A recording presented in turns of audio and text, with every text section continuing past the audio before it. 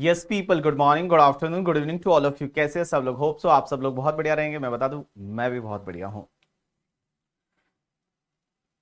Yes, good morning to everyone. सब लोग join हो गए?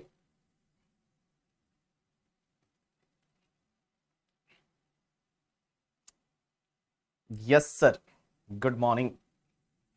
चलिए, तो लास्ट के लेक्चर में क्या पढ़ा था एक बार उसको क्विकली रिवाइज कर देते हैं और उसके बाद आज अपन आगे पढ़ना चालू करेंगे।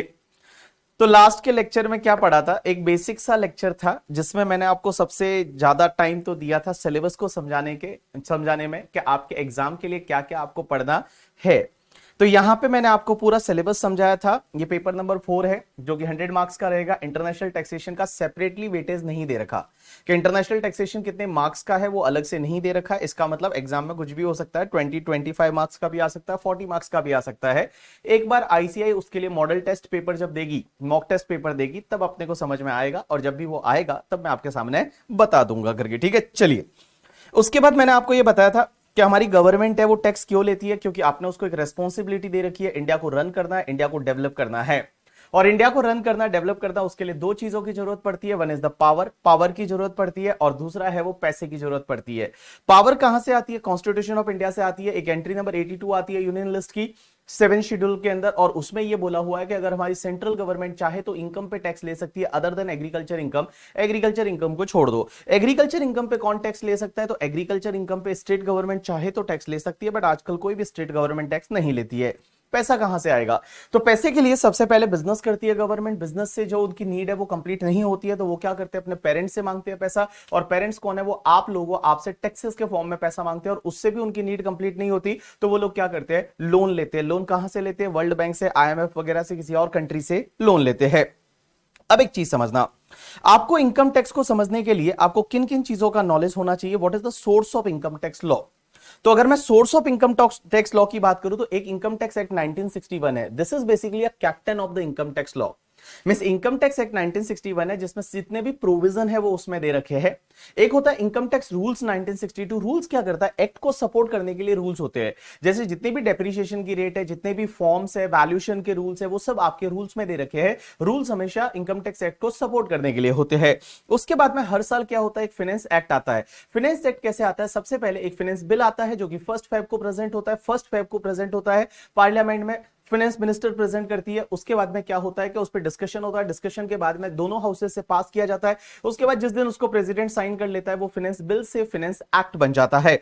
उसके बाद में हमने देखा था कुछ सर्कुलर नोटिफिकेशन होते हैं सीबीडीटी के। सर्कुलर क्या होता है? किसी भी चीज को क्लेरिफाई करने के लिए, किसी भी चीज को गाइडेंस देने के लिए या सर्कुलर इशू किए जाते हैं। एक होते हैं नोटिफिकेशन। नोटिफिकेशन क्या होता है? कोई अमेंडमेंट है उसका इफेक्ट देने के लिए वो नोटिफिकेशन इशू करते हैं। Notification binding to all, but circular है वो आप पे बाइंडिंग नहीं है, डिपार्टमेंट पे बाइंडिंग रहेंगे। आपको लगता है आपके लिए फेवरेबल है तो आप उसको फॉलो कर सकते हैं।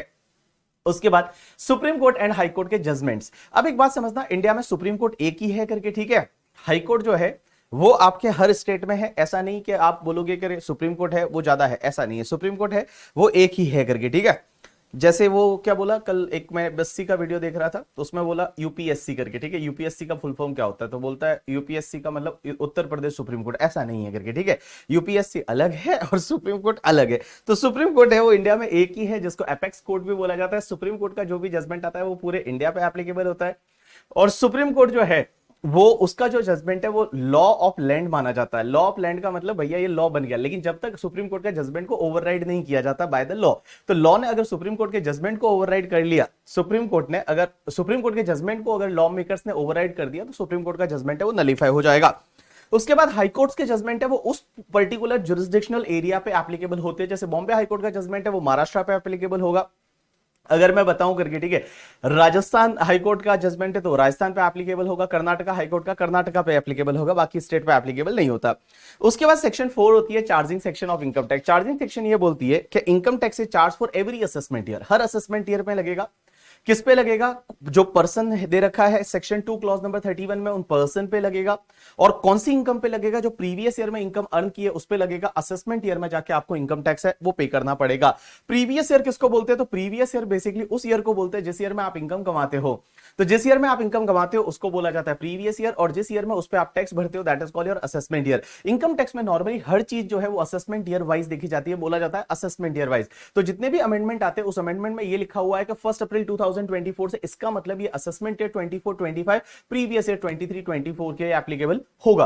प्रीवियस ईयर हमेशा नॉर्मली 12 महीने का होता है, लेकिन अगर किसी ईयर में आपका business in between the year चालू हो रहा है, कोई नया source of income in between the year आया है, तो उस पर्टिकुलर ईयर केस में, उस पर्टिकुलर ईयर में आपका प्रीवियस ईयर स्टार्ट होगा जब से आपका बिजनेस या प्रोफेशन स्टार्ट हुआ या नया सोर्स आया वहां से लेके, और it will end by 31 March. Assessment year उसके बाद का 12 मंथ का पीरियड है वो असेसमेंट ईयर होता है। पर्सन की डेफिनेशन में कौन कौन आएगा? Individual, HUF, AOP, BOI, artificial juridical person, उसके बाद कंपनी है, पार्टनरशिप फर्म है और लोकल अथॉरिटी है, ये तुम्हारे पर्सन की डेफिनेशन में आएंगे। अब क्वेश्चन ये आता है असेसी कौन होता है? तो मैं आपको बताऊं असेसी कौन होता है।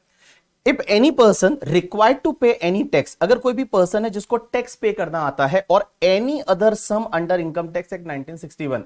अब आप बोलोगे एनी अदर सम में क्या हो सकता है? जैसे आपने कोई फीस पे करनी है, आपको टैक्स पे नहीं करना है बट आपको कोई फीस पे करनी है, जैसे पैन और आधार को लिंक नहीं किया तो एक फीस पे करनी पड़ती है, आप अगर फीस पे करते हो तो भी आप एसएससी बन जाते हो। या फिर अगर आपने कोई पेनल्टी पे करनी है, तो पेनल्टी पे करनी है तो पेनल्टी जो है वो कोई टैक्स नहीं है बट तो भी आपको एसएससी बना देगा करके, ठीक है। तो यहां क्या लिखा है कि any person who is liable to pay the tax, या तो liable to pay the tax है, और any other sum, any other sum means कोई फीस है, पेनल्टी है, वो पे करना है, तो भी आप एसएससी की डेफिनेशन में आ जाओगे। But it include person in respect of which any proceeding is initiated. अगर कोई पर्सन ऐसा है जिसके अगेंस्ट कोई प्रोसीडिंग इनिशिएट कर चुके हैं, प्रोसीडिंग का मतलब होता है असेसमेंट, प्रोसीडिंग का मतलब होता है असेसमेंट प्रोसीडिंग। तो अगर मान लो किसी का असेसमेंट चालू हो गया तो वो एसएससी बन जाएगा, या फिर डीम्ड एसएससी। अब आप बोलोगे डीम्ड एसएससी क्या होता है? जो एसएससी है नहीं लेकिन उसको एसएससी हम मान लेंगे, that is called deemed SSC. Deemed SSC क्या होता है? जैसे एग्जांपल के लिए आपने सुना होगा ट्रस्ट, जो एनजीओ होते हैं, तो एनजीओ के जितने भी ट्रस्टी होते हैं ना वो डीम्ड एसएससी माने जाते हैं। एनजीओ जो है वो एनजीओ के जितने भी ट्रस्टी रहेंगे वो ट्रस्टी आपके डीम्ड एसएससी माने जाएंगे। वो एसएससी है नहीं बट तो भी उनको एसएससी मान लेंगे करके, ठीक है। उसके बाद में होता है एक एसएससी इन डिफॉल्ट। अब आप बोलोगे एसएससी इन डिफॉल्ट क्या होता है करके, ठीक है। एसएससी इन डिफॉल्ट क्या होता है? तो एसएससी इन डिफॉल्ट का मतलब होता है कि इनकम टैक्स में ऐसी बहुत सारी जगह है जहां पे अगर आप कोई कंप्लायंस नहीं करते हो तो आप एसएससी इन डिफॉल्ट माने जाते हो। एग्जाम्पल के लिए कल मैंने आपको बताया था कि वोडाफोन के केस में, वोडाफोन ने हचसन हांगकांग को जब पेमेंट किया टीडीएस काटा ही नहीं, तो टीडीएस काटना था, बोला टीडीएस नहीं काटा तो एसएससी इन डिफॉल्ट बन गई वोडाफोन। तो आप अगर किसी का टीडीएस काटना था, आपने टीडीएस नहीं काटा तो आप एसएससी इन डिफॉल्ट बन जाओगे। तो एसएससी इन डिफॉल्ट जो होता है वो पर्सन भी आपका एसएससी माना जाता है। किसी ने पूछा कि सर एओपी बीओआई में क्या फर्क है? देखो बोलते टाइम और पढ़ते टाइम सीए फाइनल में भी हम एओपी बीओआई दोनों को साथ में पढ़ेंगे, लेकिन फर्क क्या रहता है? देखो एओपी में कोई भी पर्सन जाके मेंबर बन सकता है। जैसे दो कंपनियां आपस में मिलकर एक एओपी बना सकती है, आंसर इज यस। जैसे ए बी लिमिटेड है मान लो, बी बी लिमिटेड है, सी बी लिमिटेड है, वो आपस में मिलके और तीनों मिलके एक मान लो एक ऑर्गेनाइजेशन बनाती है, that will be AOP, association of person. But body of individual में क्या होगा? सिर्फ इंडिविजुअल लोग ही साथ में आएंगे। जैसे हम सब लोगों ने मिलके जो है वो, अगर मान लो सब इंडिविजुअल लोगों ने मिलके और हमने बोला कि चलो नवरात्रि का सीजन है, इसमें हम क्या करेंगे, पानी की बोतल बेचेंगे या आइसक्रीम बेचेंगे, ऐसा किया अपन ने और थोड़े टाइम के लिए वो रखा, तो this is called your BOI, because body of individuals जितने भी लोग हैं वो सब कौन है? इंडिविजुअल है, वही मेंबर होता है, दैट इज कॉल्ड बीओआई। चलिए अब एक और ये छोटा सा कॉन्सेप्ट है, लेकिन एक बात बताऊं, इसके बारे में इन फ्यूचर में हम आगे जाके कहीं ना कहीं पे पढ़ने वाले हैं, तो इस पे मैं ज्यादा अभी टाइम नहीं लूंगा क्योंकि ये सेक्शंस आगे जाके कहीं ना कहीं वापस आएगी। तो मैं अभी थोड़ा सा टाइम लेके और इस पार्ट को कंप्लीट करूंगा और उसके बाद में हम थोड़ा प्रैक्टिकल पार्ट पे जाएंगे।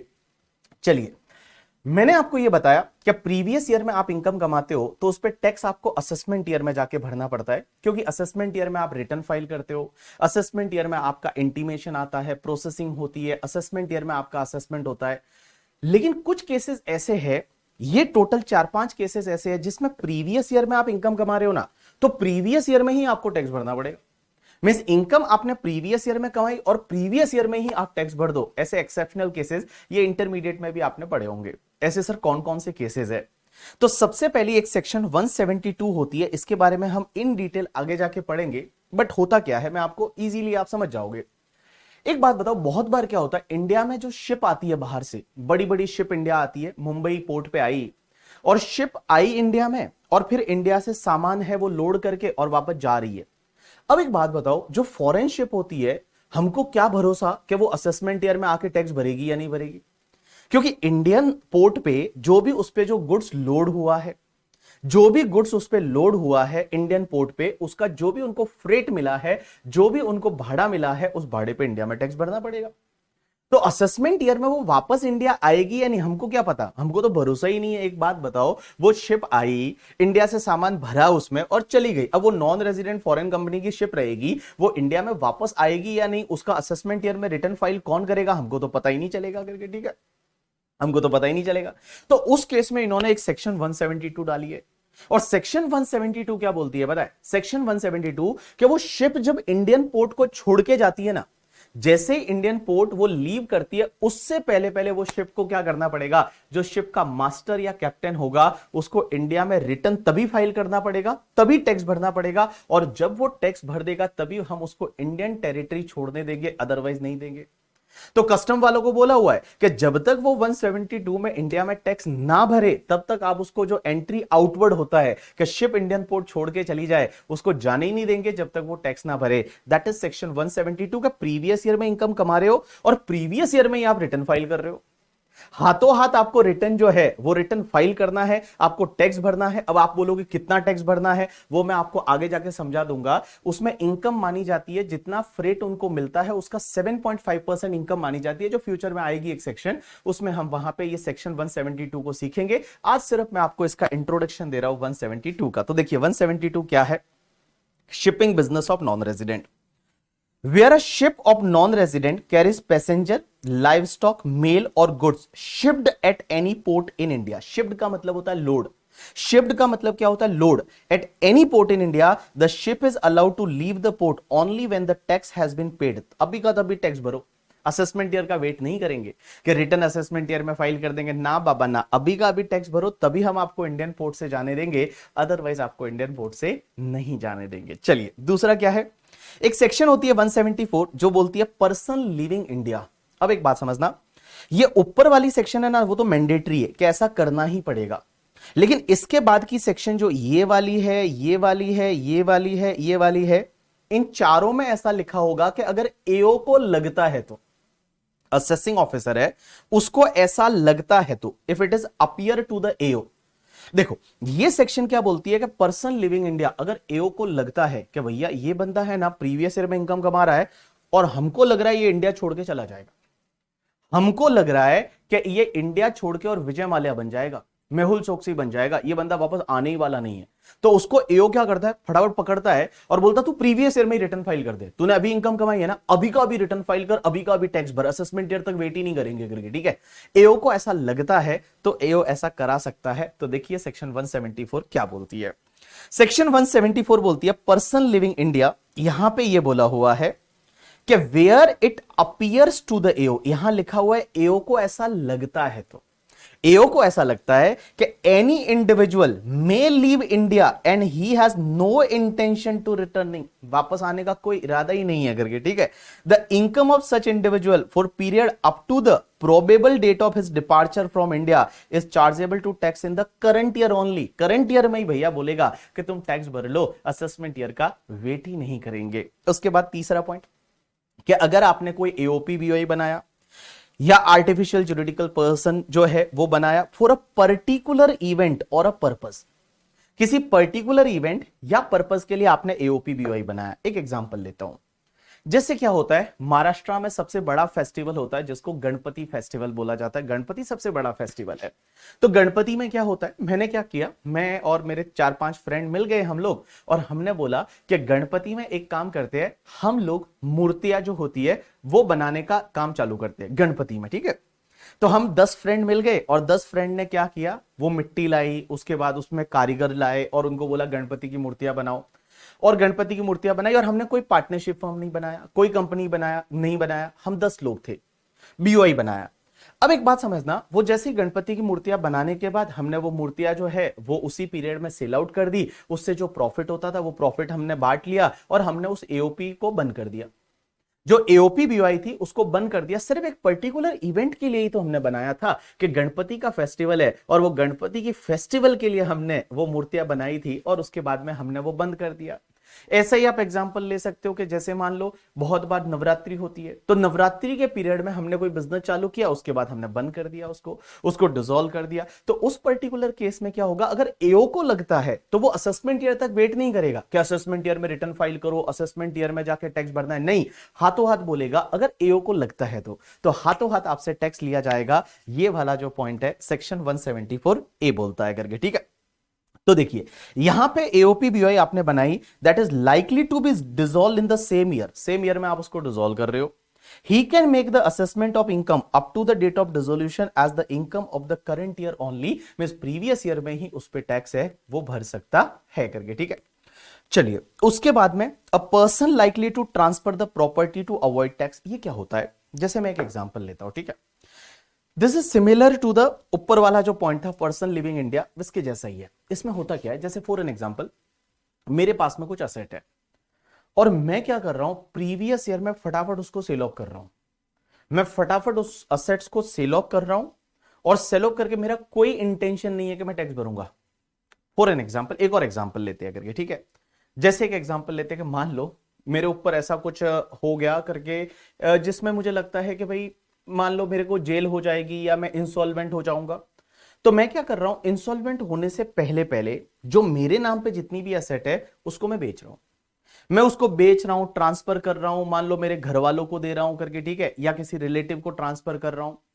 और क्योंकि मेरा इंटेंशन नहीं है टैक्स भरने का इन फ्यूचर में, बिकॉज मुझे पता है मैं तो इंसॉल्वेंट डिक्लेयर करने वाला हूं खुद को, तो एओ को ऐसा लगता है कि मैं असेट्स को फटाफट ट्रांसफर कर रहा हूं जिससे मेरे पास में फिर कुछ बचे नहीं, पैसा वैसा है वो मैं मेरे घर वालों को दे दूं या मैं कहीं पे वैसे को छुपा दूं और मैं टैक्स ना भरूं। अगर एओ को ऐसा लगता है तो एओ प्रीवियस ईयर में ही आपसे टैक्स ले सकता है।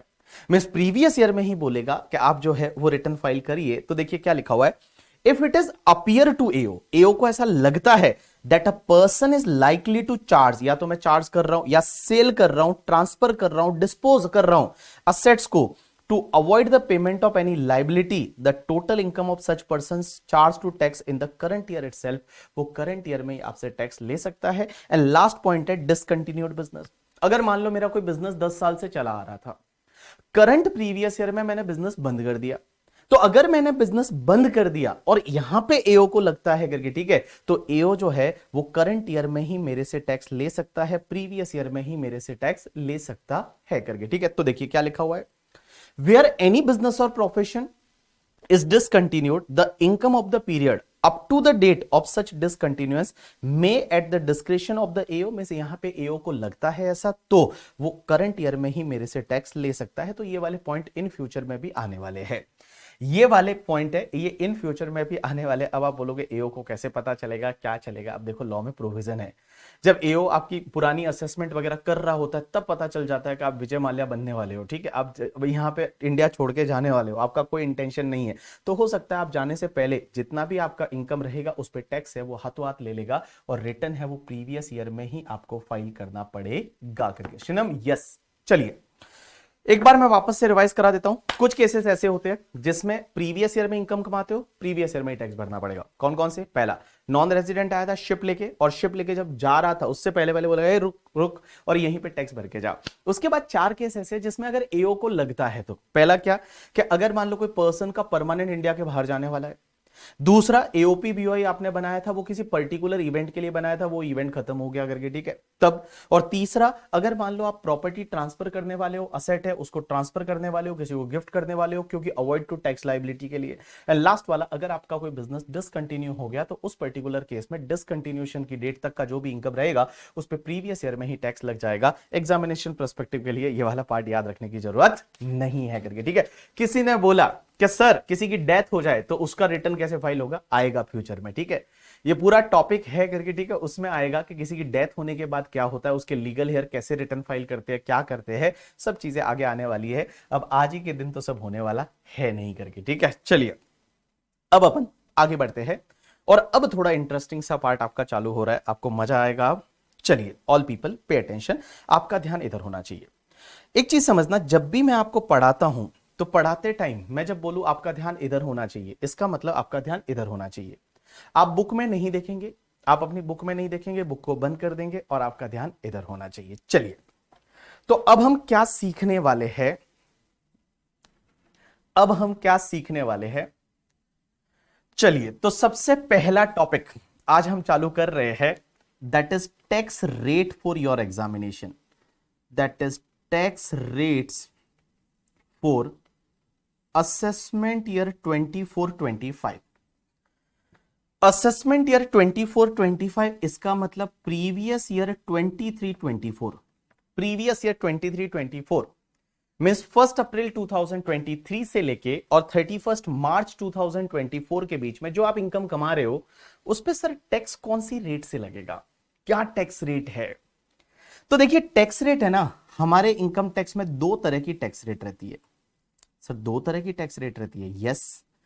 कुछ इनकम पे टैक्स रेट रहती है जिसको बोला जाता है स्पेशल टैक्स रेट, और एक होती है तुम्हारी नॉर्मल टैक्स रेट। तो एक तो होती है तुम्हारी स्पेशल टैक्स रेट। अब आप बोलोगे ये स्पेशल टैक्स रेट क्या होती है? इधर देखो सब लोग, कुछ देखना नहीं है कहीं पे भी। स्पेशल टैक्स रेट क्या होती है?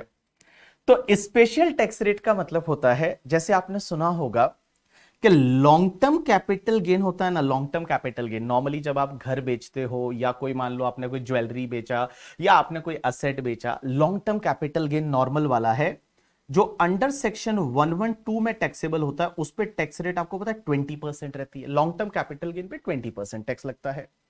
अगर मैं बात करूं long term capital gain under section 112A वाला, दैट इज शेयर मार्केट वाला, लॉन्ग टर्म कैपिटल गेन, ये नोट करना है, आंसर इज नो। आपको कुछ भी नोट करने की जरूरत नहीं, इसका पीडीएफ आपको मिल जाएगा, तो आपको कुछ भी नोट करने की जरूरत नहीं, आप सिर्फ इधर देखते जाइए, सब चीजें दे रखी है, आपका ध्यान इधर होना चाहिए। Long term capital gain under section 112A, ये आपका शेयर मार्केट से होता है। आप ही बताओ, शेयर मार्केट से जो कैपिटल गेन लॉन्ग टर्म होता है, कौन सी रेट से टैक्स लगता है? तो शेयर मार्केट से जो कैपिटल गेन होता है उस पर टैक्स लगता है 10% इन एक्सेस ऑफ 1 लाख। याद आया?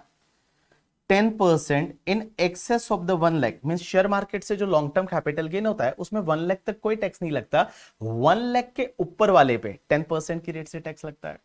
ऐसे ही अगर आपको शॉर्ट टर्म कैपिटल गेन हुआ शेयर मार्केट से, जिसको 111A बोलते हैं, इस पे कौन सी रेट से टैक्स लगता है? 15% की रेट से टैक्स लगता है। उस पे आपका 15% की रेट से टैक्स लगता है। उसके बाद आपको पता रहेगा जो विनिंग की इनकम्स होती है, विनिंग्स की इनकम होती है, उस पे आपका 30% की रेट से टैक्स लगता है।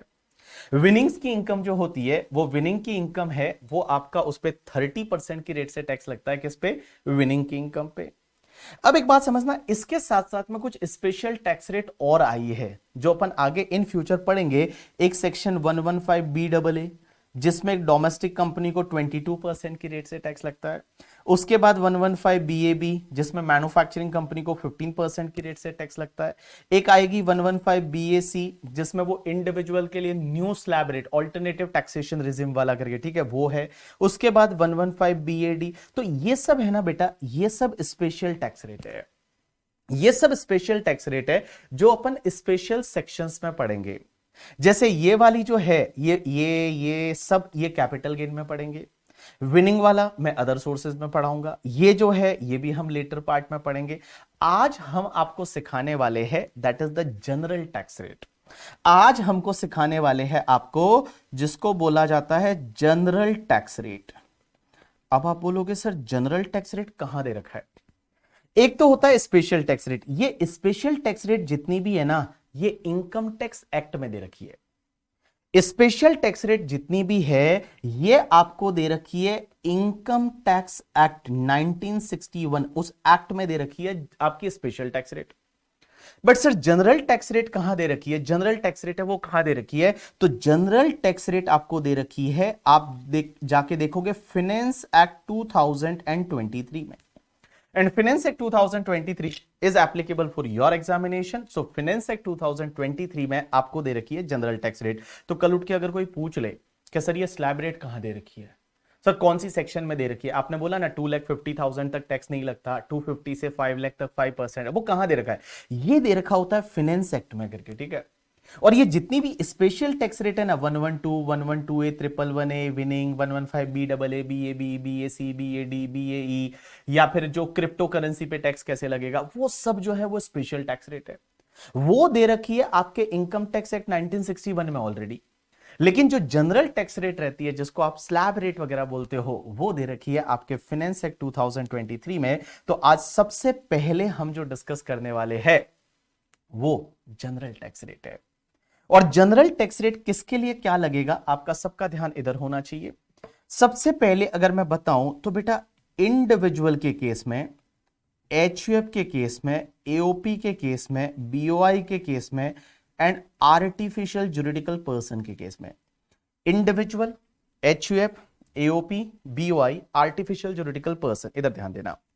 इनके केस में अगर आपका टोटल इनकम जो है, टोटल इनकम को हम नेट टैक्सेबल इनकम भी बोल सकते हैं। अब आप बोलोगे टोटल इनकम किसको बोलेंगे, तो टोटल इनकम किसको बोलते हैं ना, पता है? देखो, अपन क्या करते हैं, 5 हेड की इनकम निकालते हैं। सबसे पहले इनकम फ्रॉम सैलरी, सैलरी का जो इनकम है, हाउस प्रॉपर्टी जो है, उसके बाद पीजीबीपी, उसके बाद कैपिटल गेन, और उसके बाद अदर सोर्सेज।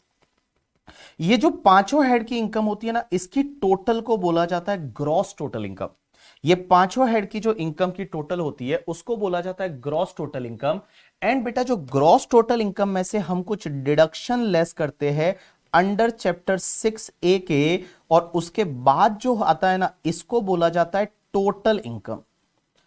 इसको बोला जाता है टोटल इनकम, या आप बोल सकते हो नेट टैक्सेबल इनकम। आपको ये वाले नेट टैक्सेबल इनकम पे टैक्स लगेगा।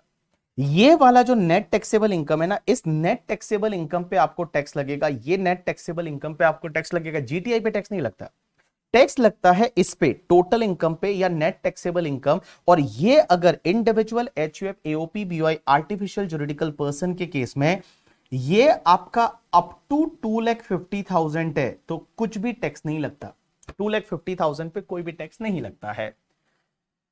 अब आप बोल रहे हो कि सर 2,50,000 पे कोई भी टैक्स नहीं लगता, नहीं लगता। और ये 2,50,000 है ना, इसी को बोला जाता है बेसिक एग्जेम्पशन। इसी को बोला जाता है बेसिक एग्जेम्पशन। लेकिन एक और चीज समझना, हम लोग इसको लोकल लैंग्वेज में बेसिक एग्जेम्पशन बोलते हैं। क्या सर फाइनेंस एक्ट में इसके लिए वर्ड बेसिक एग्जेम्पशन यूज हुआ है? Answer is no. Finance act में ये जो बेसिक एग्जेम्पशन होता है ना, इसके लिए फाइनेंस एक्ट में वर्ड यूज होता है maximum amount which is not chargeable to tax, that is MANCT। Maximum amount which is not chargeable to tax. तो मैक्सिमम कितना अमाउंट है जिस पे टैक्स नहीं लगेगा? That is the 2,50,000 is a MANCT। MANCT मतलब maximum amount which is not chargeable to tax is a 2,50,000। तो 2,50,000 पे कोई भी टैक्स नहीं लगता, इसको बेसिक एग्जेम्पशन बोला जाता है। और बेसिक एग्जेम्पशन को लॉ में लिखा जाता है maximum amount which is not chargeable to tax. तो कहीं अगर पढ़ते टाइम ऐसा दिख जाए कि maximum amount which is not chargeable to tax, maximum amount which is not chargeable to tax, इसका मतलब आपका 2,50,000 की बात हो रही है, बेसिक एग्जेम्पशन की बात हो रही है। लेकिन अगर आपका टोटल इनकम जो है वो सर 2,50,000 तक कोई टैक्स नहीं लगेगा। लेकिन टोटल इनकम अगर 2,50,000 से ज्यादा है and up to 5 lakh rupees तक है, तो उस पर आपको 5% की रेट से टैक्स लगेगा। अगर आपका टोटल इनकम 5 लाख से ज्यादा है and up to 10 lakh rupees है, तो उस पे आपको 20% की रेट से टैक्स लगेगा। और 10 लाख से जितना भी ऊपर वाला टोटल इनकम रहेगा, उस पे आपको 30% की रेट से टैक्स लगेगा। तो देखिए, individual, HUF, AOP, BOI, artificial juridical person, what is the slab rate? Basic exemption का बेनिफिट मिलेगा। स्लैब रेट क्या है? अप टू 2,50,000 डैश पे dash, 250 to 5 lakh 5%, 5 lakh to 10 lakh 20%, more than 10 lakh 30%। लेकिन सर इस बार बजट आया था तो हमने तो ये सुना था 7 लाख तक कोई टैक्स नहीं लगेगा।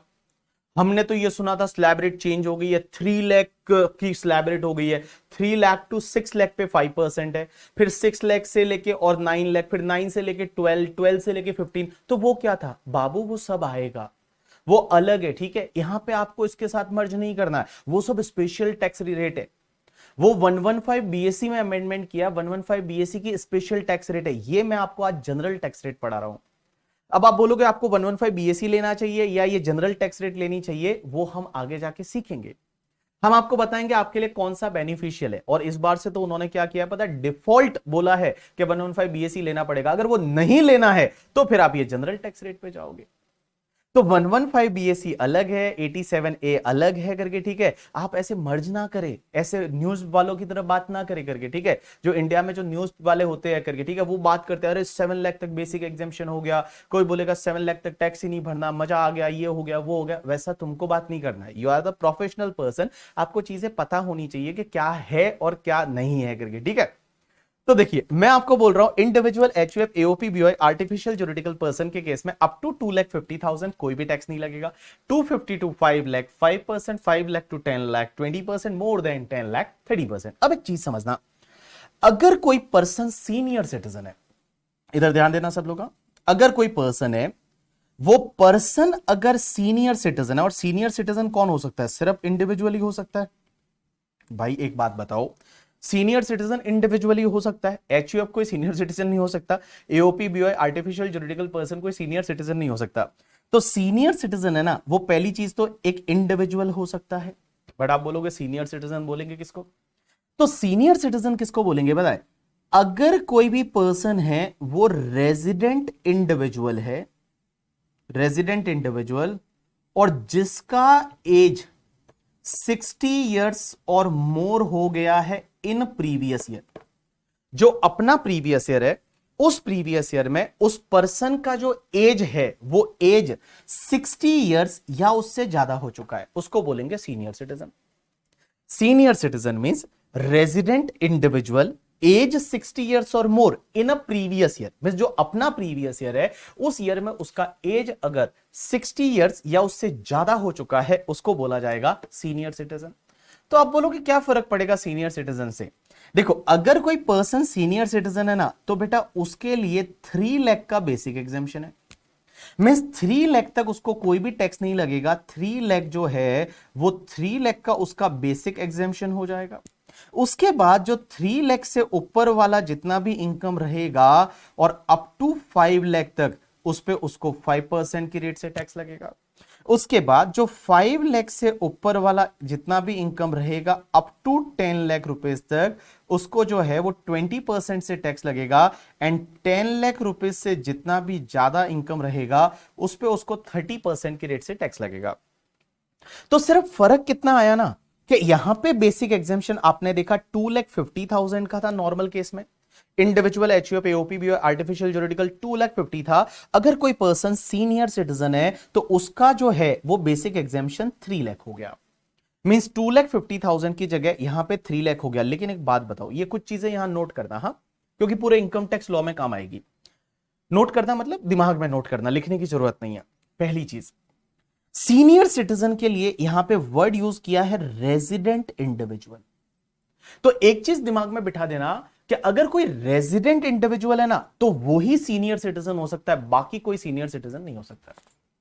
इसका मतलब अगर कोई नॉन रेजिडेंट पर्सन है जिसका एज मान लो 72 इयर्स है, क्या वो सीनियर सिटीजन है बाबू? ना, नहीं होगा वो सीनियर सिटीजन, वो सीनियर सिटीजन नहीं है। तो अगर कोई नॉन रेजिडेंट है जिसका एज कितना भी हो, अगर कोई नॉन रेजिडेंट है जिसका एज कितना भी हो करके, ठीक है, वो सीनियर सिटीजन नहीं हो सकता। बिकॉज यहां पे जो वर्ड यूज किया है that is the resident individual होना चाहिए, रेजिडेंट इंडिविजुअल होना चाहिए जिसका एज 60 इयर्स और more in a previous year, वही सीनियर सिटीजन है। जैसे एग्जामिनर एक क्वेश्चन देगा कि एक बंदा है जिसका नाम है मिस्टर सैम, और ऐसा लिखा होगा कि उसका एज है 72 इयर्स और वो नॉन रेजिडेंट है, उसकी इनकम दे रखी है, आपको टैक्स निकालना है। आप देखोगे ओ 72 इयर्स है, सीनियर सिटीजन है, क्या सीनियर सिटीजन है? ना बाबा ना, सीनियर सिटीजन जो है वो सीनियर सिटीजन नहीं है करके। सीनियर सिटीजन की पहली कंडीशन ये है कि वो बेटा रेजिडेंट इंडिविजुअल होना चाहिए, वो रेजिडेंट होना चाहिए, तभी वो सीनियर सिटीजन है, अदरवाइज नहीं है। दूसरी चीज, सर आप बोल रहे हो कि रेजिडेंट इंडिविजुअल एज 60 इयर्स और मोर इन प्रीवियस ईयर, कौन से प्रीवियस ईयर में? जिस प्रीवियस ईयर के लिए आप टैक्स निकाल रहे हो। तो हमारे एग्जाम के लिए हम देखते हैं कि हमारा प्रीवियस ईयर है previous year 23-24। So previous year 23-24 में if any person attain the age of the 60 years और मोर, तो वो सीनियर सिटीजन है। प्रीवियस ईयर 23-24 मींस अगर 1 अप्रैल 2023 से लेके और 31 मार्च 2024, अगर इस पर्टिकुलर पीरियड में किसी का एज है वो 60 ईयर्स या उससे ज्यादा हो गया, तो वो सीनियर सिटीजन है। एक एग्जांपल लेते हैं, इधर देखिए, सब लोग ध्यान देना करके, ठीक है। जैसे एक बंदा है जिसका नाम है मिस्टर काका, एक बंदा है जिसका नाम है मिस्टर काका करके, ठीक है। अब आप चीजों को समझना है। ये काका जो है, इसका डेट ऑफ बर्थ जो है वो है 1 अप्रैल 1964। 1 अप्रैल 1964 को उसका जन्म हुआ था। किसका? काका का। डेट ऑफ बर्थ 1 अप्रैल 1964 है। अब मुझे एक बात बताओ, ये जो बंदा है अपना 60th बर्थडे कौन सी डेट को सेलिब्रेट करेगा? ये जो बंदा मिस्टर काका, जिसका 1 अप्रैल 1964 को बर्थ हुआ था, जन्म उस दिन हुआ था, तो ये अपना 60th बर्थडे सेलिब्रेट करेगा। वो कौन सी डेट को करेगा? 1 अप्रैल 2024 को करेगा। भाई आप 60 ईयर काउंट कर लो, 64 से 74, 84, 94, ऐसे होता है। हाँ वैसे होता होगा करके, ठीक है। 2004 214 एंड 24, तो 60th बर्थडे जो है वो 1 अप्रैल 2024 को सेलिब्रेट कर रहा है। उस दिन जो है सब लोग केक काट रहे हैं, बोल रहे हैं हैप्पी बर्थडे टू यू, काका को बोल रहे हैं हैप्पी बर्थडे। अब मेरा क्वेश्चन आपसे यह है कि सर एक बात बताओ, आप बोल रहे हो कि प्रीवियस ईयर में 60 ईयर्स का एज कंप्लीट हुआ तो आप सीनियर सिटीजन हो, और अपना प्रीवियस ईयर है ये वाला 1 अप्रैल 2023 से लेके 31 मार्च 2024। तो अपना अगर मैं प्रीवियस ईयर की बात करूं तो ये तुम्हारा प्रीवियस ईयर अपना, ये मैंने एक टाइमलाइन बना दी, समय रेखा बना दी। 1 अप्रैल 2023 से लेके और 31 मार्च 2024, ये अपना प्रीवियस ईयर है। लेकिन ये अपना 60th बर्थडे यहां पे सेलिब्रेट कर रहा है ऑन 1 अप्रैल 2024। यहां पे वो अपना 60th बर्थडे सेलिब्रेट कर रहा है। मेरा क्वेश्चन आपसे यह है कि सर एक बात बताइए, इसका 60 इयर्स का एज कंप्लीट कौन सी डेट को माना जाएगा? मतलब जिस दिन आप बर्थडे सेलिब्रेट करते हैं उस दिन आपका पर्टिकुलर एज कंप्लीट हो जाता है, या उसके पिछले दिन कंप्लीट हो चुका था और इस दिन से तो नया साल चालू हुआ है? मुझे बताइए आप। यहां पे ऐसा है ना कि अगर मान लो आप ये बोलते हो कि इसका 60 इयर्स ऑफ एज है, वो 1 अप्रैल को ही कंप्लीट होगा, 1 अप्रैल को ही कंप्लीट होगा, तो फिर इसको इस साल में हायर बेसिक एग्जेम्पशन का बेनिफिट नहीं मिलेगा। लेकिन अगर आप ये बोलते हो कि नहीं, जिस डेट को बर्थडे सेलिब्रेट कर रहे उसके पिछले दिन एज कंप्लीट हो गया, जैसे मान लो आप जो है वो अपना 20वां जन्मदिन बना रहे हो, मना ही रहे होंगे 20वां 21वां जो भी है करके, ठीक है। तो मान लो आप 21st बर्थडे बना रहे हो, तो जिस दिन आपका जन्म हुआ था उसी दिन उतने ईयर कंप्लीट होते हैं, उसके पिछले दिन हो जाते हैं, आज से तो नया साल लग गया। तो आप बताइए कौन सी डेट को यहां पे 60 ईयर कंप्लीट माना जाएगा? 31 मार्च को 2024, 31 मार्च 2024, या 1 अप्रैल 2024? क्योंकि अगर आपका 31 मार्च को लास्ट डेट को अगर 60 इयर्स कंप्लीट मानते हो तो इस साल में हायर बेसिक एग्जेम्पशन मिलेगा, और अगर इसी डेट को मानते हो जिस दिन हैप्पी बर्थडे का केक कटता है, तो फिर आपका इस साल में बेसिक एग्जेम्पशन हायर वाला बेनिफिट नहीं मिलेगा।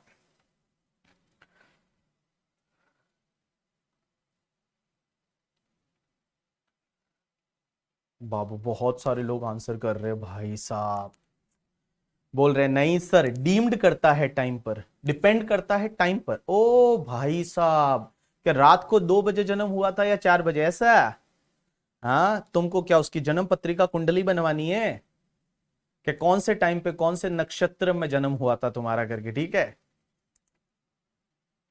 इनको उसके जन्म के टाइम का मतलब जन्म के टाइम का तो आजकल तो मैं तो पूछता हूँ मम्मी को याद नहीं रहता है। हम्म। कुंडली निकालनी है बेटा, तुम्हारी कुंडली में जो है ना, वो 5 सब्जेक्ट है, वो आपको सही पढ़ने हैं, तब कुंडली सही है।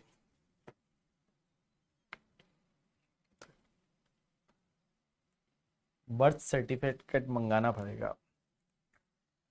चलिए, एक बात बताऊं, ये जो कॉन्सेप्ट है ना कि भाई 60 इयर्स का एज कब कंप्लीट माना जाएगा, लास्ट डेट को या जिस दिन केक काटते हैं उसी दिन को, ये मैटर है ना सुप्रीम कोर्ट तक गया। सच बता रहा हूं, सुप्रीम कोर्ट तक गया और सुप्रीम कोर्ट ने चीजों को एनालाइज किया। सुप्रीम कोर्ट जो है, वो सुप्रीम कोर्ट ने चीजों को एनालाइज किया और सुप्रीम कोर्ट बोलती है कि कोई भी पीरियड कंप्लीट कब माना जाता है। जैसे मैं एक एग्जांपल लेता हूं, आप मुझे एक बात बताइए, जैसे अगर मान लो कोई चीज 15 जुलाई 2023 को स्टार्ट हुई, मींस कोई डेट है, वो 15 जुलाई 2023 को स्टार्ट हुआ, तो 1 ईयर कंप्लीट कब माना जाएगा, कौन सी डेट को? तो 1 ईयर कंप्लीट माना जाएगा 14 जुलाई 2024 को। भाई सीधी सी बात है, अगर कोई 15 जुलाई 2023 से कोई चीज स्टार्ट होती है और अगर आपको 1 ईयर काउंट करना है, तो 1 year will be completed by 14 July 2024। Means जो एग्जैक्ट डेट है उसका पिछला दिन, जो एग्जैक्ट डेट है उसके पिछले दिन। Answer is yes. तो इसी कॉन्सेप्ट को अप्लाई करते हुए यहां सुप्रीम कोर्ट ने बोला कि अगर आपका जो जन्म डेट है, मींस आपका मान लो जन्म डेट 1 अप्रैल है करके, ठीक है, तो आप 31 मार्च को वो पर्टिकुलर ईयर का एज है वो कंप्लीट कर चुके हो। मींस 1 अप्रैल से फिर आपका नया दिन चालू होगा, नया साल चालू होगा। इसका एक और एग्जांपल ले लेता हूं करके, ठीक है। जैसे मान लो मेरा जो डेट ऑफ बर्थ आता है 10 दिसंबर को आएगा करके, 10 दिसंबर को आएगा, 10 दिसंबर 2024 को। अब ये 10 दिसंबर 2024, 23 भी तो आएगा उसके पहले, ओ भाई हाँ, तो 10 दिसंबर 2023 को आएगा और इस दिन मान लो मेरी जो एज कंप्लीट होने वाली है वो फॉर एन एग्जांपल मैं 50 इयर्स का कंप्लीट होने वाला हूं करके, ठीक है। तो 50 इयर्स में कंप्लीट करूंगा 10 दिसंबर 2023 को। तो एक बात होता है, 10 दिसंबर को मेरा बर्थडे आता है, तो मेरा बर्थडे क्या मैं 50 इयर्स 10 दिसंबर को कंप्लीट करूंगा? ना बाबा ना, मैं है ना 9 दिसंबर 2023 को मैं कंप्लीट कर लूंगा। जिस दिन हैप्पी बर्थडे बोलते हैं उसके पिछले वाले दिन आपकी पर्टिकुलर एज है वो कंप्लीट मानी जाएगी for the purpose of income tax, और आपको हायर बेसिक एग्जेम्पशन का बेनिफिट यहां पे मिल जाएगा। यहां पे आपको हायर बेसिक एग्जेम्पशन का बेनिफिट मिल जाएगा। तो इस पर्टिकुलर केस में एक चीज आप ध्यान रखेंगे हमेशा कि अगर कोई पर्सन है जिसका डेट ऑफ बर्थ 1 अप्रैल 1964 है, तो हैप्पी बर्थडे जो 60th बर्थडे है वो आप सेलिब्रेट कर रहे हो 1 अप्रैल 2024 को, बट तो भी आपका जो 60 इयर्स ऑफ एज है वो 31 मार्च 2024 को कंप्लीट हो गया। 31 मार्च 2024 को कंप्लीट हो गया और इस पर्टिकुलर केस में आपको इस साल में higher basic exemption of the 3 lakh rupees का बेनिफिट है वो मिल जाएगा। 3 लाख रुपीज का आपका जो बेनिफिट है वो आपका मिल जाएगा। बोला 50 साल की एज में भी आप थोड़े यंग दिखते हो, या मतलब थोड़ा बहुत तो यार मेंटेन करके, ठीक है, थोड़ा मेंटेन कर रखा है तो इतना तो मतलब होता है ना यार, ऐसे शर्म आती है मुझे करके, ठीक है। चलो, तो मैंने आपको क्या बोला कि अगर कोई भी पर्सन है जिसका डेट ऑफ बर्थ है वो 1 अप्रैल 1964 है, तो उसका जो 60 इयर्स ऑफ एज है वो कंप्लीट हो जाएगा 31 मार्च 2024 को, और यहां पे आपको इस साल में आपको हायर बेसिक एग्जेम्पशन का बेनिफिट मिल जाएगा। So this is all about the senior citizen. चलिए, उसके बाद में एक कॉन्सेप्ट आता है कि अगर कोई पर्सन है वो सुपर सीनियर सिटीजन है। क्या है? Super senior citizen. अब आप बोलोगे सुपर सीनियर सिटीजन क्या होता है करके, ठीक है। सुपर सीनियर सिटीजन किसको बोलते हैं? तो सुपर सीनियर सिटीजन का मतलब होता है अगर कोई रेजिडेंट इंडिविजुअल है, यहां पे भी रेजिडेंट लिखा हुआ है, हाँ बाबू, जिसका एज 80 इयर्स और मोर हो चुका है इन previous year. Means previous year में जिसका एज है वो 80 इयर्स या उससे ज्यादा हो चुका है, मीन्स 80 साल या उससे ज्यादा जो है वो हो चुका है प्रीवियस ईयर में। 80 इयर्स या उससे ज्यादा मतलब भैया 80 इयर्स तो जी लिए, 80 इयर्स या उससे ज्यादा हो चुका है प्रीवियस ईयर में, तो उसके लिए आपको बताऊं बेसिक एग्जेम्पशन कितना होगा? 5 लाख। 5 लाख का बेसिक एग्जेम्पशन है, कोई भी टैक्स नहीं लगेगा। उसके बाद में आपका 5 लाख से लेके और अप टू 10 लाख तक का जो टोटल इनकम रहेगा उस पे सीधा 20% और 10 लाख के ऊपर वाला जो टोटल इनकम रहेगा उस पे सीधा 30% की रेट से टैक्स लगेगा। यहां पे 5% वाला स्लैब नहीं है, यहां पे 5% वाला जो है वो स्लैब नहीं है, यहां पे 5% वाला जो है वो स्लैब नहीं है करके, ठीक है। यहां पे सीधा 20% एंड 30% है, ये आपका स्लैब है। So this is about the general tax rate. आप बोलोगे जनरल टैक्स रेट कहां दे रखा है? फाइनेंस एक्ट में दे रखा है, फाइनेंस एक्ट में दे रखा है। फाइनेंस एक्ट अगर आप जाके देखोगे तो उसका जो पार्ट 1 होता है करके, ठीक है, वहीं पे टैक्स रेट्स दे रखी होती है। So it is given in the finance act. चलिए मैं आपको वापस से बोल रहा हूं, टैक्स रेट हमने क्या क्या डिस्कस किया, इधर देखिए सब लोग। टैक्स रेट क्या क्या डिस्कस किया? सबसे पहले individual, HUF, AOP, BOI, artificial juridical person up to 2,50,000 dash पे dash 250 to 5 lakh 5%, 5 lakh to 10 lakh 20%, more than 10 lakh 30% करके, ठीक है। सीनियर सिटीजन, सीनियर सिटीजन किसको बोलते हैं? रेजिडेंट इंडिविजुअल एज 60 ईयर्स और more in previous year up to 3 lakh dash पे डैश मींस कोई भी टैक्स नहीं, 3 lakh to 5 lakh 5%, 5 lakh to 10 lakh 20%, more than 10 lakh 30%। उसके बाद super senior citizen, super senior citizen जिसका 80 ईयर या उससे ज्यादा का एज है, रेजिडेंट इंडिविजुअल है, अप टू 5 लाख कोई भी टैक्स नहीं, 5 lakh to 10 lakh 20%, more than 10 lakh 30%। अब एक बोल रहा है सर इसमें एक 87A का रिबेट भी तो मिलता है। रुक जाना बाबू, हाँ हर जगह नहीं मिलता, हाँ धीरे धीरे सब आ जाएगा, एक ही दिन में सब नहीं होने वाला, ठीक है। जैसे जैसे मैं बोल रहा हूं वैसे वैसे आप सुनते जाइए, सब चीजें आ जाएंगी। चलिए ये तो हो गई टैक्स रेट। अब एक बात समझना, एक कॉन्सेप्ट आता है जिस कॉन्सेप्ट को बोला जाता है सरचार्ज। क्या बोला जाता है? सरचार्ज। सरचार्ज, सरचार्ज का मतलब होता है एडिशनल टैक्स। मतलब एक तो हो गया टैक्स, ये टैक्स तो लेंगे ही लेंगे करके, ठीक है, ये टैक्स तो लेंगे ही लेंगे, उसके ऊपर और एक्स्ट्रा टैक्स लेंगे, एक्स्ट्रा चार्ज लेंगे, दैट इज कॉल्ड सरचार्ज। लेकिन सर एक बात बताइए, सर ये सरचार्ज जो है ये कितना लगता है? क्या हर किसी को सरचार्ज लगेगा? आंसर इज नो, हर किसी को नहीं लगता यहां सरचार्ज। सरचार्ज लगता है किसको? हम बताते हैं आपको। तो individual, HUF, AOP, BOI, artificial juridical person के केस में सरचार्ज लगेगा अगर आपका नेट टैक्सेबल इनकम है ना वो अप टू 50 लाख है, तो आपको कोई सरचार्ज नहीं लगेगा।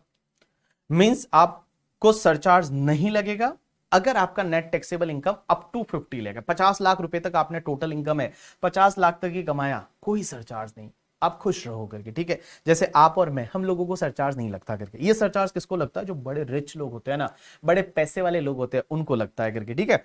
अगर आपका net taxable income more than 50 lakh है और अप टू 1 करोड़ है तो सरचार्ज लगेगा 10% ऑफ टैक्स। मतलब जो टैक्स आएगा ना उस टैक्स पे 10% की रेट से सरचार्ज ऐड करना है अगर आपका टोटल इनकम जो है वो 50 लाख से ज्यादा है अप टू 1 करोड़ है करके, ठीक है।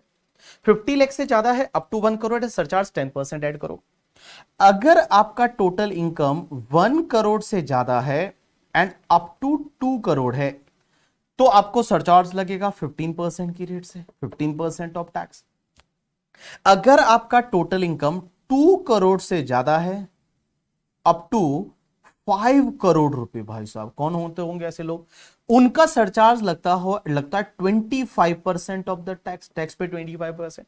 और अगर किसी का इनकम 5 करोड़ से ज्यादा है तो आपको सरचार्ज लगेगा 37% ऑफ द टैक्स। इतना सरचार्ज भाई साहब। देखिए सरचार्ज जो है वो सरचार्ज कितना है, तो नेट टैक्सेबल इनकम या टोटल इनकम जिसको बोलते हैं, 5 हेड की total minus deduction total income up to 50 lakh है तो आप पे कोई सरचार्ज नहीं है, हम लोग है, ठीक है। अगर 50 लाख से ज्यादा है अप टू 1 करोड़ है, 50 लाख से ज्यादा है अप टू 1 करोड़ है तो जो भी टैक्स आएगा उस पर 10% आपको ऐड करना है। अगर 1 करोड़ से ज्यादा है अप टू 2 करोड़ है तो उस पर आपको 15% ऐड करना है। अगर 2 करोड़ से ज्यादा है अप टू 5 करोड़ है तो 25% आपको सरचार्ज ऐड करना है। और अगर 5 करोड़ से ज्यादा है तो 37% आपको टैक्स है वो ऐड करना है। मतलब आप समझो बंदे को कितना टैक्स लग रहा है। अगर टैक्स रेट आप लेते हो स्लैब रेट के बाद भी, मान लो मैक्सिमम टैक्स रेट कितना है आपका, मैक्सिमम टैक्स रेट 30% है तो 30% टैक्स रेट। अगर कोई बंदा 5 करोड़ से ज्यादा कमा रहा है साल का तो गलती कर दी, 37% सरचार्ज है। 37% सरचार्ज तो प्लस कर दो 37% तो कितना आएगा 41.1%। 41.1%, 41.1%, और उसमें एक हेल्थ एंड एजुकेशन सेस और लगता है @4%। तो अगर आप इसमें 4% और ऐड कर देते हो तो इट्स कम्स टू 42.744%। 42% आपको टैक्स भरना पड़ेगा। मिस वो अश्नीर ग्रोवर का आपने वीडियो आजकल देखा होगा जो बहुत ही ज्यादा वायरल था थोड़े दिन पहले। और अश्नीर ग्रोवर बोलता है ये इंडिया का क्या ही टैक्स सिस्टम है करके, ठीक है, ये इंडिया का क्या ही टैक्स सिस्टम है कि जिसमें आपको 42% टैक्स भरना पड़ता है। आप 100 रुपया कमाओ, 42% टैक्स भरना पड़ता है। उसने वो बहुत बड़ी बढ़िया चीज बोली थी करके, ठीक है, कि एक बात बताओ कि 12 महीने का 42% अगर आप निकालोगे तो 5 महीने। क्या आप इसको ऐसे काउंट मत करो, आप ऐसे काउंट करो कि आप जितना काम कर रहे हो ना उसमें से आप 5 महीने तो गवर्नमेंट के लिए काम कर रहे हो। मतलब 5 महीने आप सोचिए, आप जो काम कर रहे हो उस काम में 12 महीने आप काम करते हो 12 मंथ। तो 12 मंथ में से 5 मंथ जो काम कर रहे हो वो तो निर्मला सीतारमण जी के कर रहे हो, लिए कर रहे हो, मोदी जी के लिए कर रहे हो, ठीक है, वो तो निर्मला सीतारमण जी मोदी जी के लिए कर रहे हो। इतना जो है वो आपको टैक्स पे करना पड़ेगा, बिकॉज अगर कोई if any person is earning more than 5 crore rupees he has to pay the surcharge also @37%। So 37% surcharge, तो इसका मतलब आपकी इफेक्टिव टैक्स रेट 43% हो जाएगी। 43% इफेक्टिव टैक्स रेट, 5 मंथ है वो आप जॉब कर रहे हो सिर्फ गवर्नमेंट के लिए। If you are earning more than 5 crore तो 5 महीना जो है वो आप काम कर रहे हो किसके लिए, हमारी गवर्नमेंट के लिए। वहां अश्नीर ग्रोवर ने बोला कि आप एक काम करिए, टैक्स को कर दीजिए 20%, सबके लिए 20%, जो कमाओ उस पर 20% गवर्नमेंट को दे दो। समझ में आता है करके, ठीक है, इतना ज्यादा ज्यादा कोई टैक्स लेते होंगे क्या। चलिए, खुशी रुक जा बेटा, ठीक है, खुशी रुक जा। हाँ, तो एक बाकी 2 महीने हॉस्पिटल है, हॉस्पिटल बिल्स के लिए। उसके बाद जो आइटम खरीदो उस पे आपको जीएसटी और भरना है करके, ठीक है, आप समझो टैक्स ही टैक्स है करके, ठीक है। मैं बोलता गवर्नमेंट को टैक्स हमको दे देना चाहिए, इनकम खुद को ले लेनी चाहिए, ज्यादा बेटर है। टैक्स ही टैक्स है, उसके ऊपर कुछ भी खरीदो उस पे जीएसटी पे करो। फिर ये बोलता है आप तो 5 करोड़ से ज्यादा में आते हैं, अरे हम बेसिक एग्जामेशन 2.5 लाख वाले हैं करके, ठीक है। टीचर हमेशा से गरीब हुआ करते थे स्कूलों में, आपने देखा होगा करके, ठीक है। मास्टर जी की इनकम नहीं होती है करके, ठीक है। तुम लोग ऐसे ही होंगे, तुम क्या करते होंगे ना पता, कैलकुलेटर लेते होंगे पहले, और कैलकुलेटर पे सबसे पहले सर की इनकम निकालते होंगे। बोलते होंगे अच्छा एक बच्चे से कितना ले रहे हैं ये, अच्छा एक बच्चे से 14,500 रुपीज। इस बैच में कितने बच्चे हैं, इस बैच में लाइव बैठे हुए वो 700 बच्चे, तो यही हो गए करके, ठीक। अच्छा 700 मल्टीप्लाई किया तो उसमें कुछ आ गया, मतलब पता नहीं कितना आ गया, मैं काउंट ही नहीं होता इतना, तो 1 2 हाँ इतना आ गया। उसके बाद देखेंगे ओ अच्छा ये तो एक ही बैच है, और उसके बाद इवनिंग वाला बैच और है करके, ठीक है, इंग्लिश का, उसको भी मल्टीप्लाई कर दो। उसके बाद में एक काम कर, ये तो फाइनल का सिर्फ वो वाला बैच है जो लाइव है। अब रिकॉर्डेड वाले बच्चे कितने होते होंगे करके, ठीक है, तो रिकॉर्डेड वालों को भी मल्टीप्लाई कर दो। अच्छा ये तो फाइनल का बैच है, इंटर के बैच और आते होंगे, इंटर में तो बच्चे ही बच्चे हैं करके, ठीक है, तो इंटर का बैच और आता होगा, उसको भी मल्टीप्लाई कर दो करके, ठीक है। ये सब चीजें है ना कैलकुलेटर पे होती है, रियल लाइफ में होता नहीं है करके, ठीक है। ये सब कहने के लिए बहुत अच्छा है, एक्चुअल में नहीं होता है। तो मैं आपको बात कर रहा था सरचार्ज की। अब एक बात बताऊं, ये जो सरचार्ज है ना, ये सरचार्ज जो है, ये सरचार्ज आपको टैक्स पे लगेगा करके, जो टैक्स आएगा उस पे आपको ऐड करना है सरचार्ज। सरचार्ज कब लगेगा, 50 लाख तक इनकम है नहीं लगेगा, 50 लाख से 1 करोड़ है 10% ऐड करो, 1 करोड़ से 2 करोड़ है कितना ऐड करोगे 15%, 2 करोड़ से 5 करोड़ है 25%, और 5 करोड़ से ज्यादा है तो 37% है, वो 37% आपको ऐड करना है। अब एक और चीज समझना, 2-3 चीजें जो मैं आपके दिमाग में जो डाउट आ रहा है वो मैं क्लियर करता हूं। पहली चीज तो ये कि सर सरचार्ज क्यों डाला, अगर टैक्स रेट भी तो बढ़ा सकते थे भाई, टैक्स रेट ही बढ़ा देते ना, बेटर होता। Why to include the surcharge, आप एक काम करते ऐसे करते ना कि चलो स्लैब रेट जो तुम्हारा है 10 लाख तक, 10 लाख से 30% है, अब 50 लाख लो, 50 लाख के बाद 35 कर लो, उसके बाद में आप कर लो 37, उसके बाद में आप कर लो 42, जो करना है टैक्स स्लैब रेट ही बढ़ा देते ना, बट स्लैब रेट नहीं बढ़ाया। स्लैब रेट बढ़ाते हैं थोड़ा बुरा लगता है। बुरा क्यों लगता है, इंसान को देख के दिल में ऐसे वो क्या बोलते हैं ना, ऐसे हार्ट अटैक आ जाए करके, ठीक है। अगर वो स्लैब रेट ऐसा देख लेना यहाँ पे कि 43% लिखा हुआ, आप समझो 5 करोड़ के ऊपर यहाँ 43% लिखा हुआ, तो कितना बुरा लगेगा आपको, लगेगा 43% टैक्स करके, बहुत बुरा लगेगा। तो ये लोग जो है वो इनडायरेक्टली जो है लेना चाहते हैं टैक्स, इसके लिए उन्होंने सरचार्ज लगाया। दूसरा एक और इंटरेस्टिंग रीजन ये आता है कि एक बात बताऊं ना, जो इनकम टैक्स तुम्हारी गवर्नमेंट कलेक्ट करती है वो सेंट्रल गवर्नमेंट करती है। सेंट्रल गवर्नमेंट उस इनकम टैक्स में से अपना हिस्सा हर स्टेट गवर्नमेंट को देती है। हर स्टेट गवर्नमेंट को अपना हिस्सा देती है कि भाई जिस स्टेट से जितना इनकम टैक्स आया है उसमें से कुछ पार्ट उस स्टेट का भी राइट है, उस स्टेट को उसमें से देती है, बांटती है, मींस डिस्ट्रीब्यूट करती है, ठीक है। लेकिन सरचार्ज किसी को डिस्ट्रीब्यूट नहीं करती। तो निर्मला सीतारमण जी ने 2019 में ये सरचार्ज बढ़ाया था। ये जो 25% सरचार्ज और 37% सरचार्ज है ना, ये पहले नहीं हुआ करता था। ये जो दोनों सरचार्ज है 25% एंड 37% का सरचार्ज, ये निर्मला सीतारमण जी ने अनाउंस किया था in the month of the September 2019 में। ये दोनों सरचार्ज और 25% और 37%, जैसे ही बीजेपी का गवर्नमेंट आ गया, बीजेपी इलेक्शन जीत गई, और इलेक्शन जीतने के बाद कौन किसके होते हैं करके, ठीक है, हमारे नेता ऐसे भी कुछ काम करते हैं नहीं, तो इलेक्शन जीतने के बाद भाई साहब अपनी मर्जी है वैसा कर लो। तो जैसे ही इलेक्शन जीत लिया जुलाई अगस्त में आके, और निर्मला सीतारमण जी ने सितंबर के करीब, सितंबर 2019 में ये दोनों सरचार्ज बढ़ा दिए, 25 और 37% सरचार्ज ले गई करके, ठीक है। अब एक बात बताओ, इन निर्मला सीतारमण जी ने सरचार्ज बढ़ाने के पीछे का मेन रीजन ये भी था कि उनको चाहिए कि भाई देखो, इनकम टैक्स जो आता है ना, टैक्स वाला जो पैसा आता है ना, वो हर स्टेट गवर्नमेंट को बांटा जाता है। हर स्टेट गवर्नमेंट का कुछ ड्यू शेयर रहता है कि भाई इतना हम तुमको देंगे, तो वो बांटा जाता है। बट सरचार्ज का पैसा किसी को नहीं बांटते ये लोग। सेंट्रल गवर्नमेंट जो है वो सरचार्ज का पैसा अपनी जेब में डाल के रखती है और अपने पास ही रखती है, वो किसी को नहीं बांटते। इसके लिए इन्होंने यहां सरचार्ज बढ़ा दिया। अब एक और डाउट आपका ये रहेगा कि सर हमने तो इस बार का जो बजट आया था निर्मला सीतारमण जी वाला, तो निर्मला सीतारमण जी ने यह बोला था कि मैं ये 37% सरचार्ज हटा रही हूं। आपने सुना था कि नहीं सुना, ये बताओ मुझे। आपने सुना था या नहीं सुना? आपने ये इस बार सुना था कि नहीं सुना करके, ठीक है।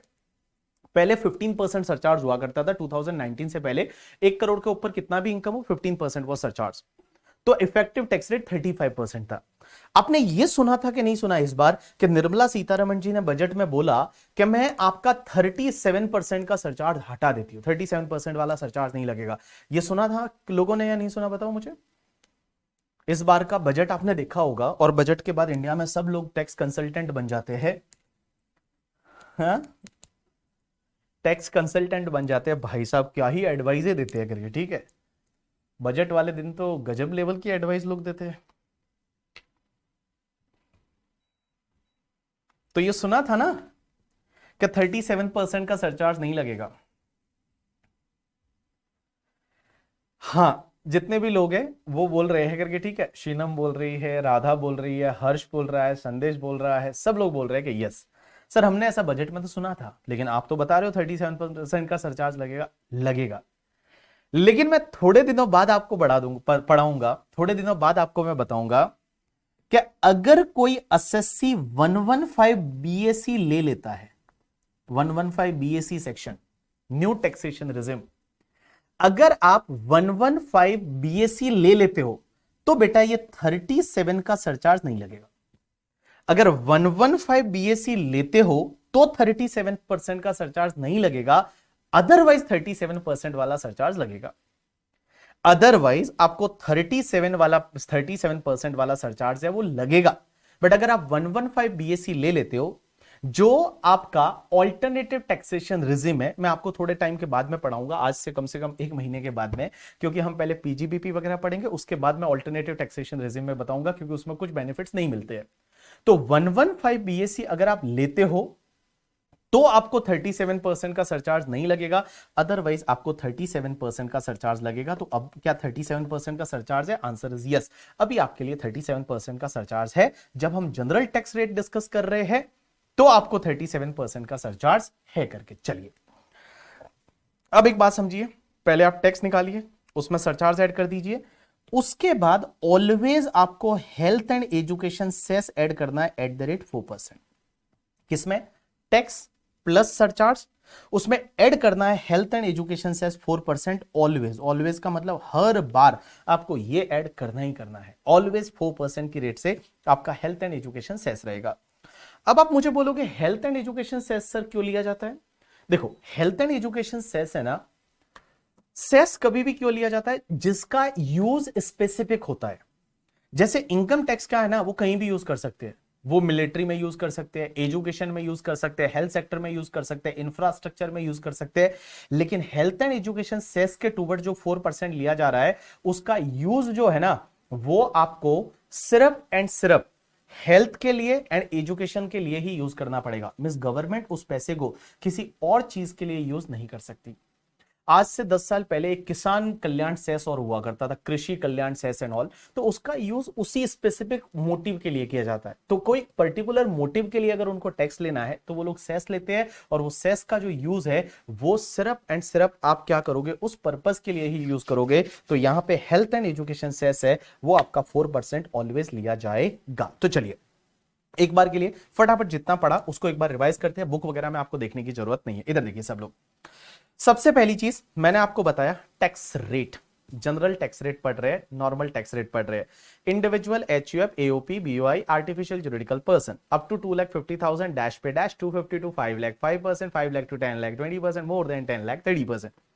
Senior citizen, resident individual age 60 years और more in previous year up to 3 lakh dash पे dash 3 lakh to 5 lakh 5%, 5 lakh to 10 lakh 5 lakh to 10 lakh 20%, more than 10 lakh 30%. Super senior citizen, resident individual, age 80 years or more in previous year up to 5 lakh dash पे dash 5 lakh to 10 lakh 20%, more than 10 lakh 30%. Surcharge लगेगा? Answer is yes लगेगा।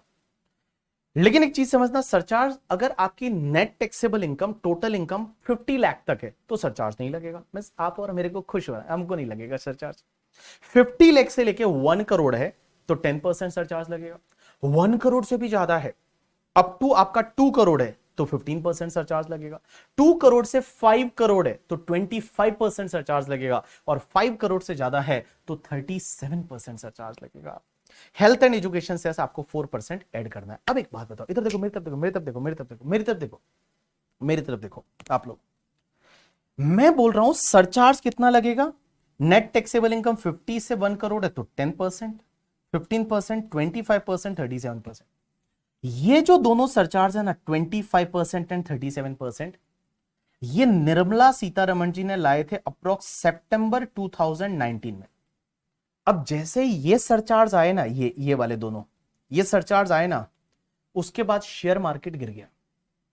ये जैसे ही ये दोनों surcharge आए 25% और 37% वाला, शेयर मार्केट डिप हो गया था, गिर गया था। मैं आपको अगर चाहिए तो मेरे पास अगर सेंसेक्स के बारे में अगर हो यहां पे तो मैं आपको इंडेक्स बताता हूं कि सेंसेक्स जो है अभी तो एकदम फायर है करके, ठीक है सेंसेक्स। बट अगर मैं बात करूं 2019 की, तो 2019 की अगर मैं बात करूं तो ये तो 2020 कोविड वाला डिप था, उसके पहले ये वाला डिप 2019 के आसपास सितंबर में एक डिप आया था। ये देखो जून में 40,000 चला गया था शेयर मार्केट, जुलाई में 40,000 था, यहां पे मैं देख रहा हूं ये जुलाई, देखो ये जुलाई में 40,000 था शेयर मार्केट।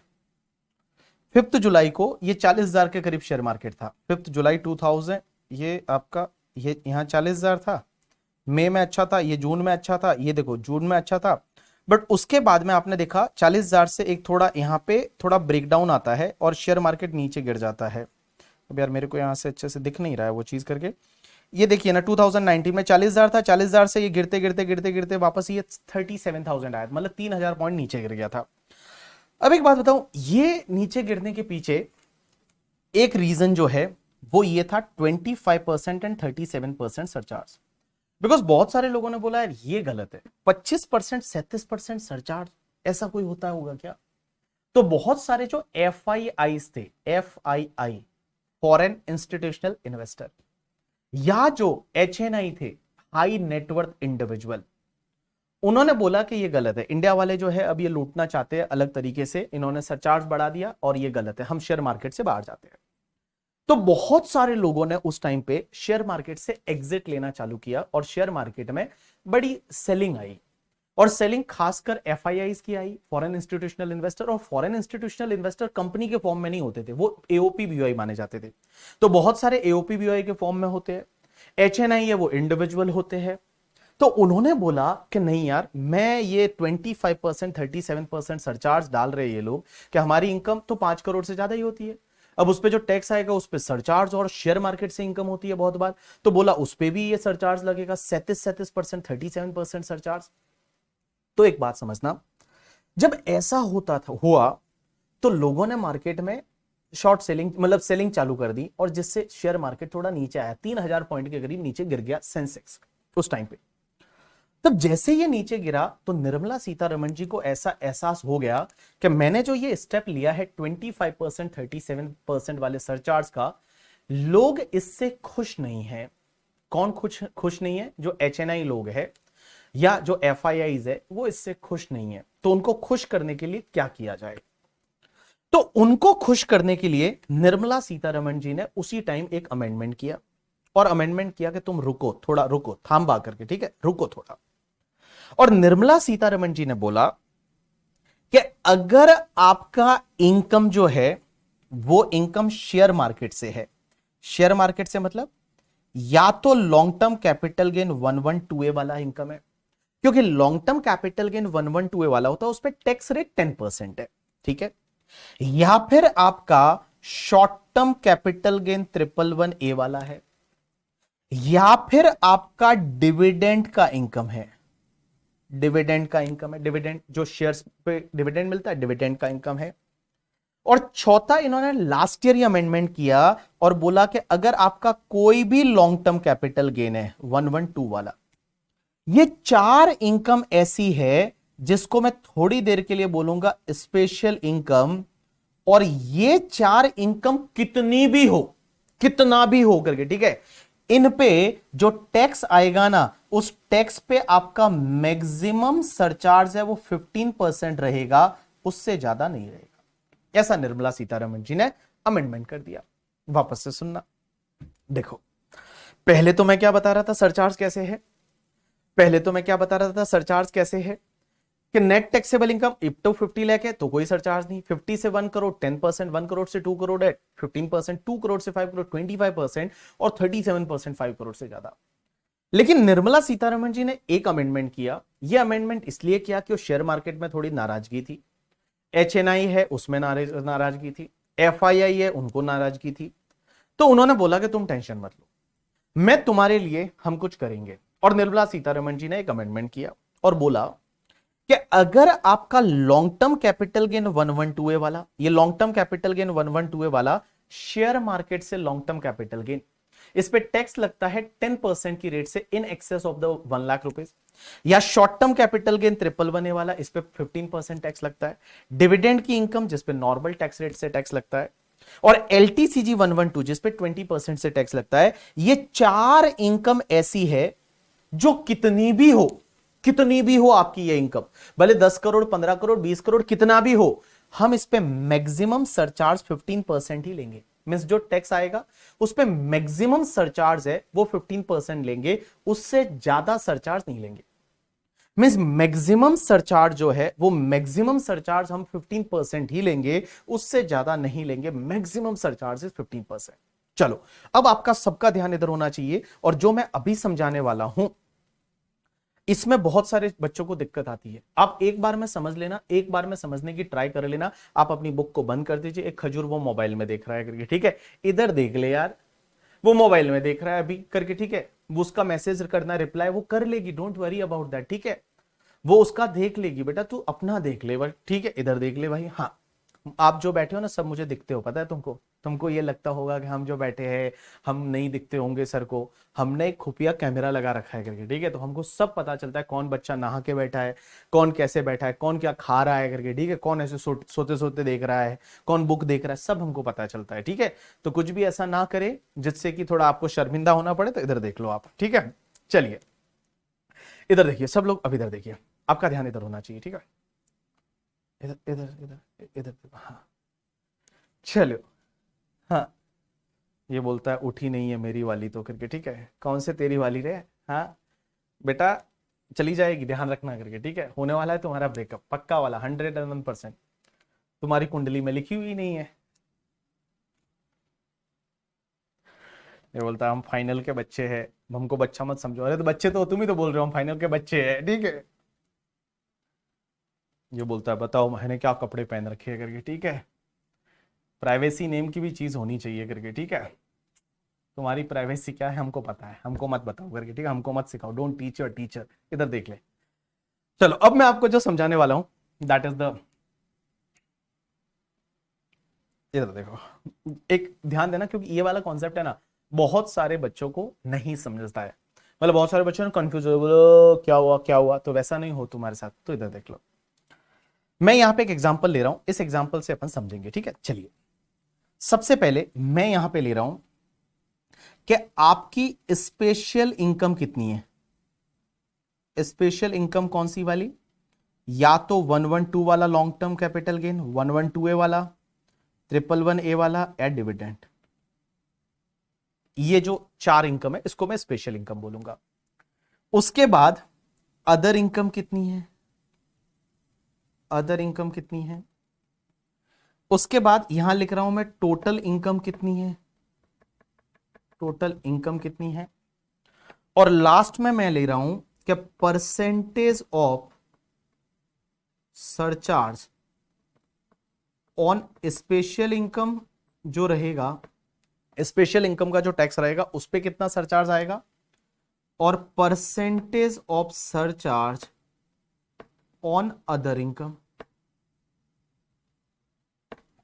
तो देखो मैंने कुछ कॉलम बनाए हैं, आपको कहीं नहीं देखना, सिर्फ आपको इधर ध्यान देना है। स्पेशल इनकम कितनी है, अदर इनकम कितनी है, तो टोटल इनकम कितनी हुई, and percentage of surcharge on special income and percentage of surcharge on other income. Other income मतलब आपकी बैलेंस इनकम। तो इधर सबका ध्यान होना चाहिए भैया। ये अगर मान लो आप मतलब ध्यान नहीं दिया करके, ठीक है, तो ये रह जाएगा कॉन्सेप्ट, और ये एग्जाम में आएगा एमसीक्यू में, ठीक है, ये एग्जाम में आएगा एमसीक्यू में। एक एमसीक्यू देंगे, उसमें कुछ इनकम देंगे, बोलेंगे टैक्स निकालो, और टैक्स निकालने के लिए सरचार्ज याद होना चाहिए। तो चलिए इधर ध्यान दीजिए सब लोग। सबसे पहले मान लो मेरी स्पेशल इनकम में ये 112, 112A, 111A डिविडेंड ये वाली, ये जो मेरी इनकम है वो 20 लाख है, 20 लाख है, और मेरी अदर इनकम भी 20 लाख ही है। तो मेरी टोटल इनकम कितनी हो गई, 40 लाख हो गई। भाई मेरी ये income 20 lakh special, other income भी 20 लाख, टोटल 40 लाख होगी। आप मुझे बताओ क्या सरचार्ज लगेगा, क्या सरचार्ज तो नहीं लगता ना। सरचार्ज के लिए आपको देखना पड़ता है ये टोटल इनकम, जो टोटल इनकम होती है टोटल इनकम, ये टोटल इनकम अगर 50 लाख तक है तो आपको कोई सरचार्ज नहीं लगेगा, तो ये तो 50 लाख तक ही है, इसमें कोई भी सरचार्ज नहीं लगेगा। तो यहां पे आपका कोई भी सरचार्ज है वो नहीं लगेगा, कोई भी सरचार्ज नहीं लगेगा। लेकिन एक बात समझना, अगर आपकी स्पेशल इनकम है वो 45 लाख है और अदर इनकम भी 45 लाख ही है, तो टोटल हो गया आपका 90 लाख। एक बाबू एक बात बता, जब टोटल इनकम जो है वो 90 लाख है तो टैक्स तो आएगा, बट सरचार्ज कितना लगेगा। तो सरचार्ज में मैंने क्या बोला कि टोटल इनकम जो नेट टैक्सेबल इनकम है वो 50 लाख से ज्यादा है और अप टू 1 करोड़ है, तो आपको 10% की रेट से सरचार्ज लेना है। जो टैक्स आएगा उस पर 10% की रेट से सरचार्ज लगेगा, तो 10 तो लगेगा ही ना, उसमें क्या दिक्कत है। तो यहां पे आपका 10% की रेट से सरचार्ज, और ये जो अदर इनकम पे टैक्स रहेगा उस पर भी 10% की रेट से सरचार्ज। भाई जो आपकी स्पेशल रेट्स की इनकम है इस पे जो टैक्स आएगा उस पे भी 10% की रेट से सरचार्ज, अदर इनकम पे जो टैक्स आएगा उस पे भी 10% की रेट से सरचार्ज, बिकॉज आपकी टोटल इनकम है वो 50 लाख से ज्यादा है बट अप टू 1 करोड़ है, कोई दिक्कत नहीं यहां पे। अब एक और चीज समझना, मान लो आपका स्पेशल रेट का इनकम है, स्पेशल वाला इनकम है वो 75 लाख है और ये तुम्हारा 85 लाख है, तो टोटल कितना हुआ 75 plus 85, it's comes to the 160, 1 crore 60 lakh. अब एक बात बताओ, जो 1 करोड़ 60 हुआ, तो मेरे को एक बात बताओ यहां कितना सरचार्ज रहेगा। तो यहां सरचार्ज 1 करोड़ 60 लाख है, मींस 1 करोड़ से ज्यादा है, अप टू 2 करोड़ है, तो अब तक तो कोई देखना ही नहीं, तब तक तो 15% सरचार्ज रहेगा, तो 15% लगा लो। तो जो भी टैक्स आएगा उस टैक्स पे आपका जो सरचार्ज है यहां पे 15% और यहां पे भी 15%, मींस जो स्पेशल रेट्स की इनकम होगी उस पे भी 15%, जो नॉर्मल रेट की इनकम रहेगी उस पे भी 15% सरचार्ज ले लो। देखो 2 करोड़ तक आपका इनकम है तब तक कोई दिक्कत ही नहीं है, 2 करोड़ तक आपका इनकम है तब तक कोई दिक्कत ही नहीं है क्रिकेट, ठीक है, यहां पे कोई दिक्कत नहीं है। अब एक बात समझना, अब मैं थोड़ा इंटरेस्टिंग वाला पॉइंट लूंगा, आपका ध्यान इधर होना चाहिए। मान लो ये जो स्पेशल वाली इनकम है, वो स्पेशल वाली इनकम है वो 1 करोड़ 50 लाख है, 1 करोड़ 50 लाख है, 1 करोड़ 50 लाख स्पेशल वाली इनकम, और अदर इनकम जो है वो 2 करोड़ 30 लाख है, 2 करोड़ 30 लाख है। तो एक बात बताओ 150 प्लस 230 कितना हुआ, 380 हो गया, तो टोटल इनकम आपकी 3 करोड़ 80 लाख आ गई। अब ध्यान देना, यहां पे ध्यान देना सब लोग, यहां पे ध्यान देना, टोटल इनकम जो है वो आपकी 3 करोड़ 80 लाख आ गई, 3 करोड़ 80। तो 3 करोड़ 80 आई तो हमने तो क्या पढ़ा था सरचार्ज में कि अगर 2 करोड़ से इनकम ज्यादा है, अप टू 5 करोड़ है, तो आपको 25% सरचार्ज लेना है। लेकिन फिर मैंने आपको क्या बताया था कि बेटा ये 4 इनकम का टैक्स जो आएगा, ये 4 इनकम कितनी भी हो ये 4 इनकम, इन पे जो टैक्स आएगा उस पे मैक्सिमम सरचार्ज 15% ही रहेगा। इन पे जो टैक्स आएगा, इस पे जो टैक्स आएगा, मैक्सिमम सरचार्ज आपका 15% ही रहेगा। तो इसका मतलब ये हुआ, एक बात बताओ, ये आपकी total income even more than 2 crore है। बट ये स्पेशल रेट वाली जो इनकम है, 4 इनकम स्पेशल इनकम, कौन सी? LTCG 112, LTCG 112 A, STCG 111 A and dividend. इस पे जो भी टैक्स आएगा ना, उस टैक्स पे आपका जो सरचार्ज है वो मैक्सिमम 15% ही रहेगा। तो बेटा इस पे जो मैक्सिमम सरचार्ज है वो तो स्पेशल रेट्स का इनकम, स्पेशल इनकम जो है उस पे जो टैक्स आएगा उस पे सरचार्ज 15%, इस पे 15%। लेकिन एक बात बताओ, आपकी जो अदर इनकम है, वो अदर इनकम जो है, वो अदर इनकम, एक बात बताओ, यहां टोटल इनकम 2 करोड़ से ज्यादा है। अब आपको यहां पे ये देखना है कि टोटल इनकम 2 करोड़ से ज्यादा है, लेकिन अदर इनकम अपने आप में 2 करोड़ से ज्यादा है। ये जो अदर इनकम है वो तो अपने आप में 2 करोड़ से ज्यादा है। तो अदर इनकम पे जो टैक्स आएगा उस पे सरचार्ज रहेगा 25%। उस पे सरचार्ज रहेगा 25% रहेगा। कितना रहेगा? 25%। तो उस पे जो टैक्स आएगा, उस पे जो सरचार्ज है वो आपका 25% की रेट से रहेगा। लेकिन अब एक और इंटरेस्टिंग चीज लेता हूं, इधर देखना अगले एग्जांपल में, कि मान लो आपका ये वाला इनकम जो है, स्पेशल इनकम 1 करोड़ है। ये ध्यान देना, अब 1 करोड़ है, 1 करोड़ ही है, लिखना ही नहीं आता, 1 करोड़ है। दूसरा वाला ये आपका 1 करोड़ 70 लाख है।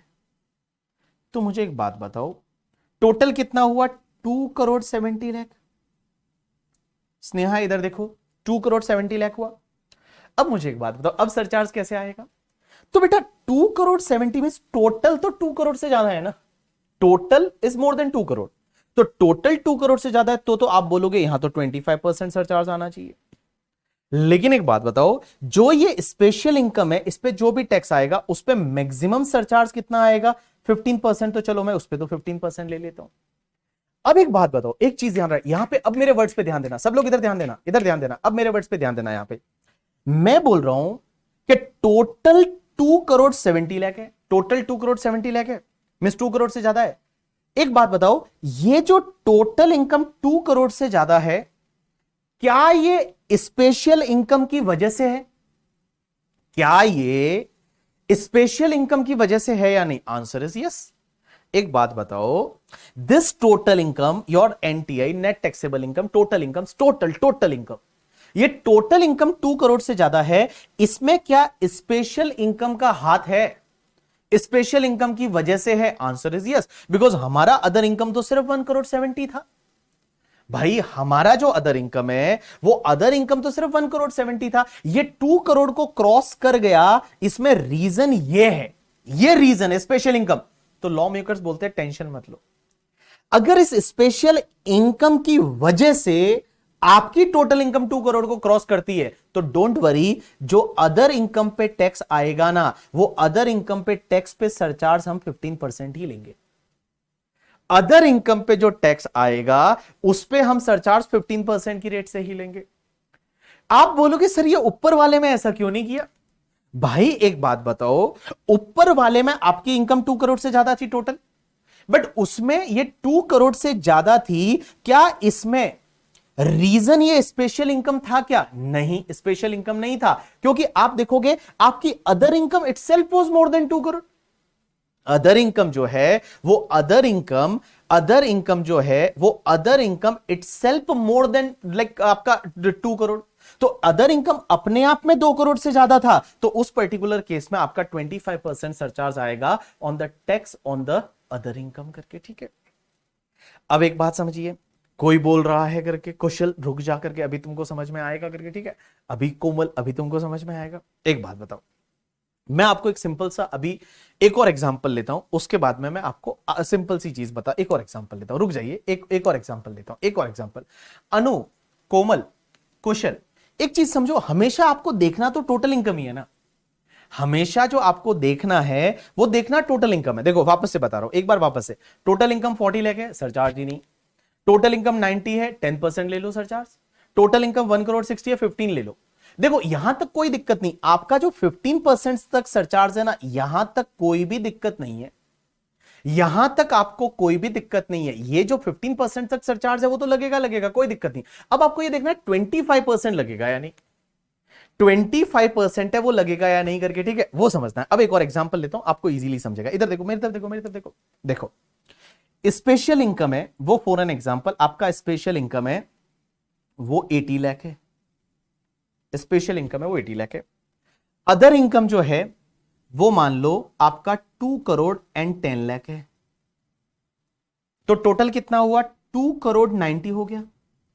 अब एक बात बताओ, आपको हमेशा पहली बार देखना है ना, वो टोटल इनकम को देखना है, 2 करोड़ 90।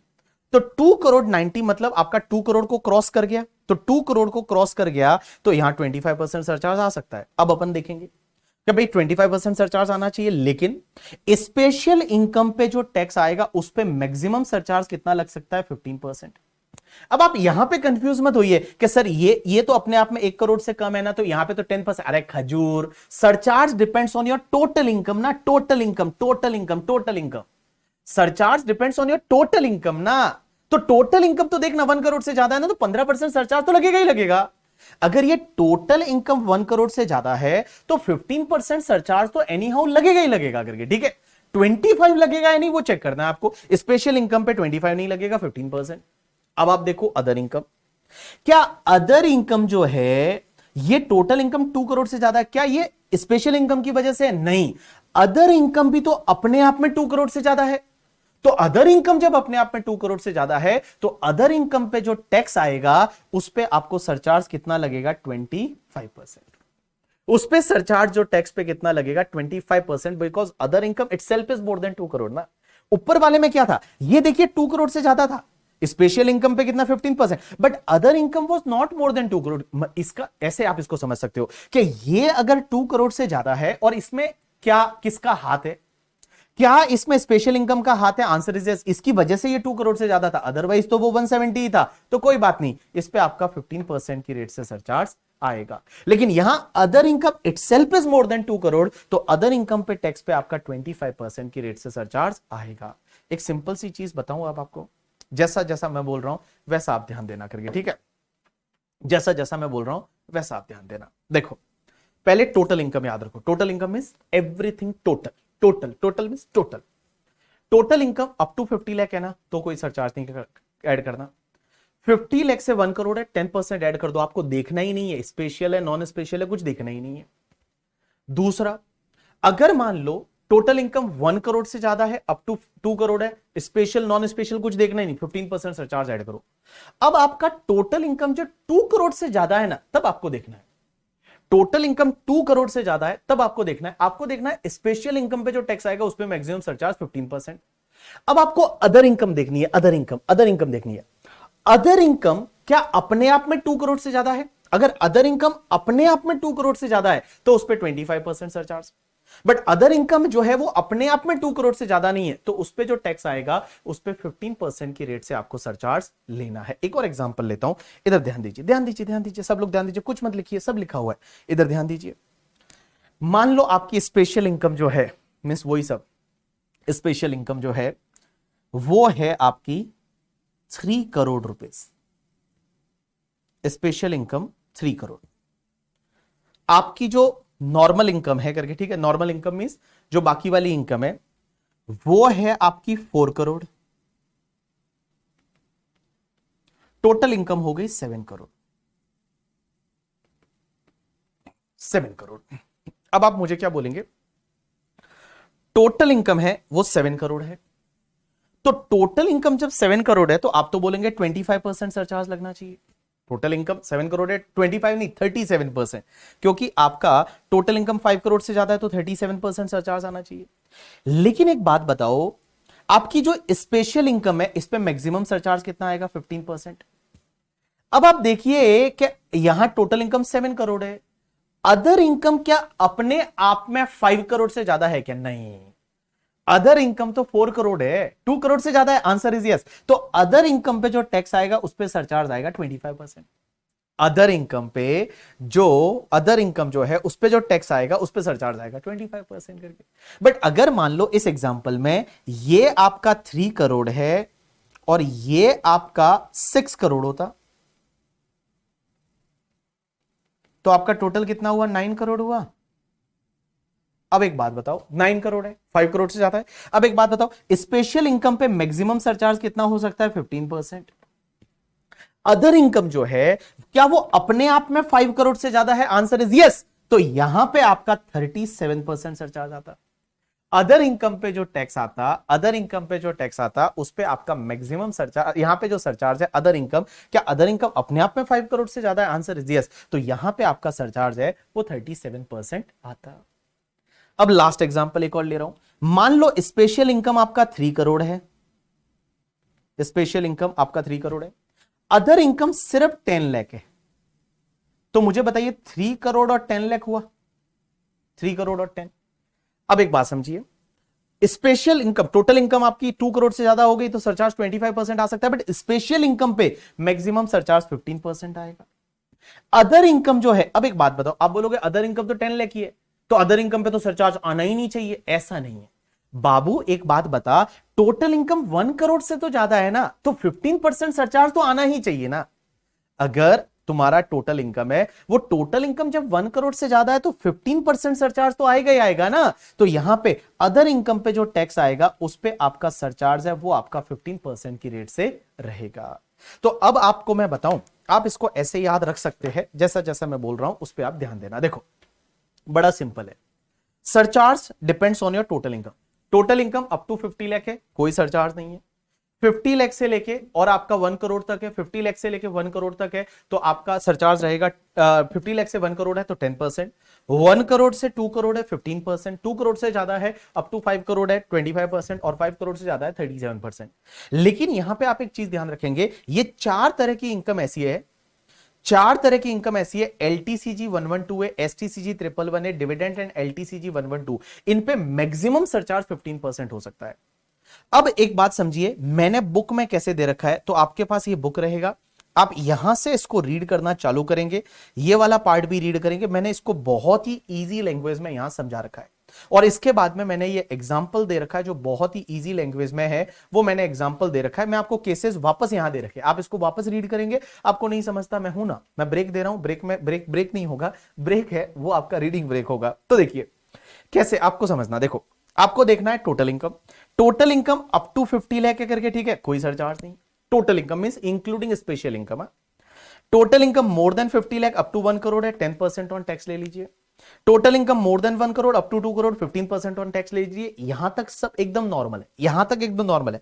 पॉइंट जो है वो फोर्थ वाला है जो इंटरेस्टिंग है कि total income more then 2 crore है एंड इसमें आपकी स्पेशल इनकम भी जुड़ी हुई है, स्पेशल इनकम भी जुड़ी हुई है, टोटल इनकम 2 करोड़ को क्रॉस कर जाती है, तो स्पेशल इनकम के टैक्स पे 15% सरचार्ज लीजिए। अब आप देखिए रिमेनिंग टोटल इनकम कितना है, जो रिमेनिंग टोटल इनकम है, जो बाकी वाला टोटल इनकम है, वो बाकी वाला टोटल इनकम स्पेशल इनकम को हटा के क्या वो 2 करोड़ तक ही है। तो रिमेनिंग टोटल इनकम अगर अप टू 2 करोड़ है तो उस पर आप 15% की रेट से सरचार्ज लीजिए। बट रिमेनिंग टोटल इनकम है वो 2 करोड़ को क्रॉस कर गया, अप टू 5 करोड़ है तो उस पर 25% की रेट से सरचार्ज लीजिए। और रिमेनिंग इनकम अपने आप में 5 करोड़ को क्रॉस कर गया तो उस पर 37% की रेट से सरचार्ज लीजिए। मैं आपको दे रहा हूं 10 मिनट का ब्रेक और इस 10 मिनट में क्या करना है मैं बता दूं।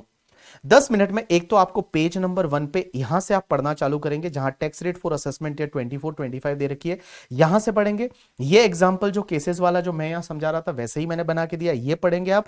और इतना पढ़ने के बाद उसके बाद आपकी बुक में पेज नंबर 5 पे 2 एग्जाम्पल दे रखे हैं, उसमें एग्जाम्पल नंबर 1 आप करेंगे, बस एग्जाम्पल नंबर 1 करेंगे और उसके बाद टेस्ट, एग्जाम्पल नंबर 2 मत करना, एग्जाम्पल नंबर 1 करेंगे और टेस्ट योर सेल्फ में आप जो एसके वाला एग्जाम्पल है वो करने की ट्राई करेंगे और देव वाला एग्जाम्पल करने की ट्राई करेंगे, ठीक है। नहीं होता है कोई बात नहीं है, ब्रेक के बाद मैं करवाऊंगा करके, ठीक है, ब्रेक के बाद मैं करवाऊंगा। तो मैंने क्या बोला, एक तो एग्जाम्पल नंबर 1 चेक करेंगे जिसका सॉल्यूशन मैंने दे रखा है, उसके बाद में एग्जांपल नंबर 2 को मत छेड़िए, आप करें 2 मैं कराऊंगा।